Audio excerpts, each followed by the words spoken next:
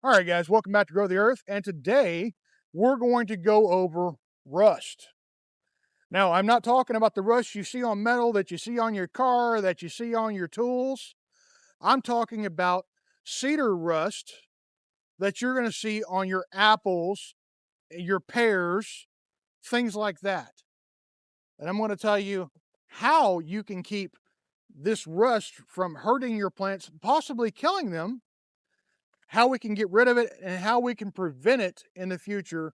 That way, your apples and your pears will be more productive over the years, and you won't have to deal with this fungal issue. Now, I have about 3 apple trees that I planted into late summer, early fall, and almost immediately I started having leaves that were turning brown, leaves that were falling off, and so forth. Now, an apple is a deciduous tree, and it will lose its leaves in the wintertime. But during the summer, you shouldn't have any leaves dropping off unless they're damaged. So if you have an apple tree or if you have a pear tree and you've got these brown spots on your leaves and they start falling off of your tree, you are dealing with cedar rust. Now, funnily enough, cedar rust only affects pretty much those 2 types of trees. There's some others in there, but they're not as common here in Southeast Texas. So I'm not going to go over those. I'm going to go over what I know it affects and what I've seen the effects of here in my garden. All right, now, first of all, I'm going to explain what cedar rust is, where it comes from, and this will also work into how we can prevent it and how we can get rid of it. So, number one, cedar rust is, or just simply rust as it's referred to a lot of times, is actually a fungal disease that starts on, you guessed it, cedar trees.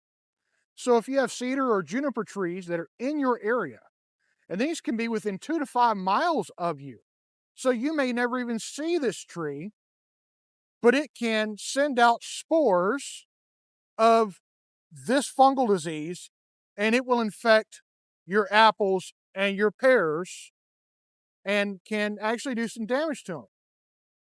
Now, right here, I'm going to put up some pictures of what cedar rust looked like on the leaf, and I'm going to leave that there while I talk about where it comes from. So, you have a fungal disease that infects a cedar tree, and it takes 2 years for that fungal disease to finish growing and to produce spores. Now, on this side, I'm going to put what those spores looked like on those cedar trees. Now, after 2 years, these spores will be released into the air and they will find an apple or a pear tree and start causing this. Now, this is an issue because your apples and your pears use the sunlight that they get through their leaves in order to produce fruit and to store enough energy to make it through winter. Because they are a cold hardy plant, they can survive freezing temperatures, but if they don't have enough energy in their roots, they get hurt in winter.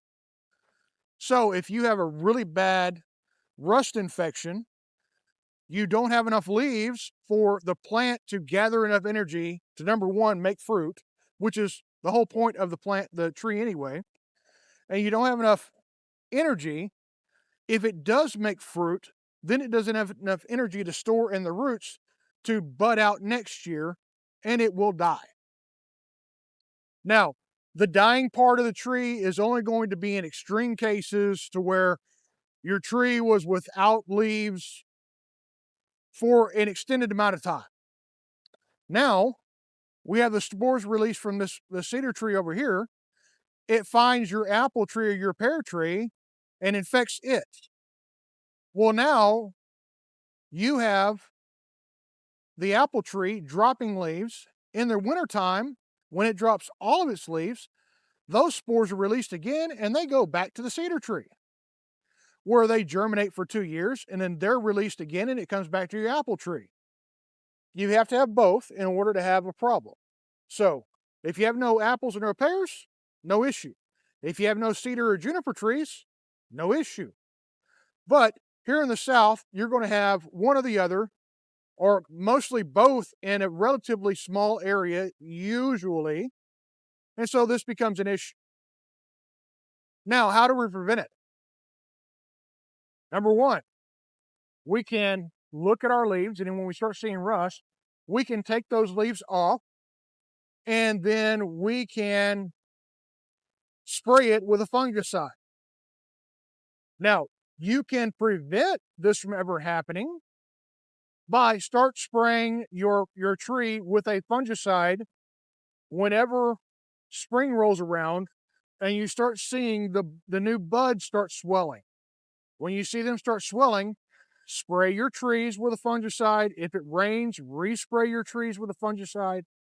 And usually about 2 to 3 months in, you can stop because the cedar rust is not in the air anymore. And you'll have pretty green leaves. Now, what actually happened with this tree here is that it had cedar rust on it, and it got so bad, we started clipping leaves off of it, and basically we got down to where we didn't have any leaves on it at all.